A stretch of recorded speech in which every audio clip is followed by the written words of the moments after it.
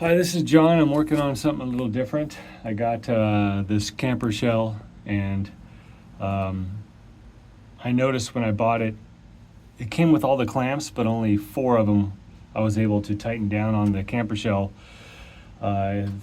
This camper shell comes with 6.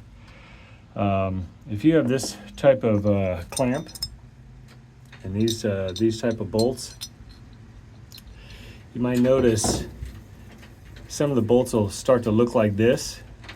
You notice they're kind of all beat up and they just don't look right compared to a nice shiny one. If you put those two together, you see the difference. Well, what'll happen is if you're tightening a bolt in here and you don't get it started correctly,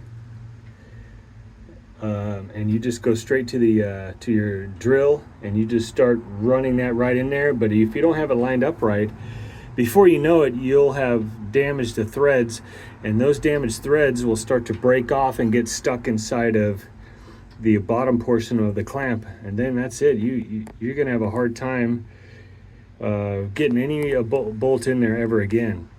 And so what I found is if you don't want to have to buy all new clamps, you will have to get new bolts. But before you put a new bolt in there, what you want to do is have one of these. It's a tap, and if you have this type of clamp here, for your pop-up trailer, or not your pop-up trailer, your camper shell, this one here is it's a 5/16 by 18.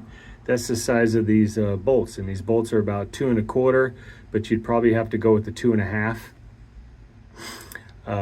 because it's just hard to find a 2 1/4.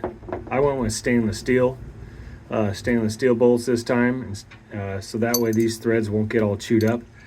But a rule of thumb is whenever you put one of these new bolts in, you want to get it with your finger tight, so that way you know you got the threads right.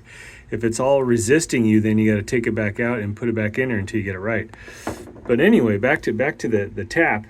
If you don't want to get all new clamps, but you know, and go that route, if you have one of these 5/16 by 18, those are perfect.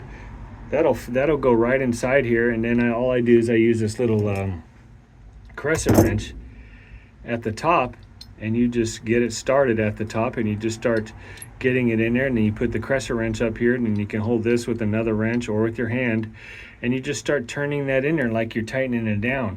Now if you notice these channels in here, these little openings, anything that's blocking the threads will the threads on here will push that into this opening, and then they'll fall out the bottom, and it'll basically make these threads new again. It's a very cheap way to go. You can get this at your hardware store or even on Amazon or whatever. And that's a great solution if you don't want to do all new clamps.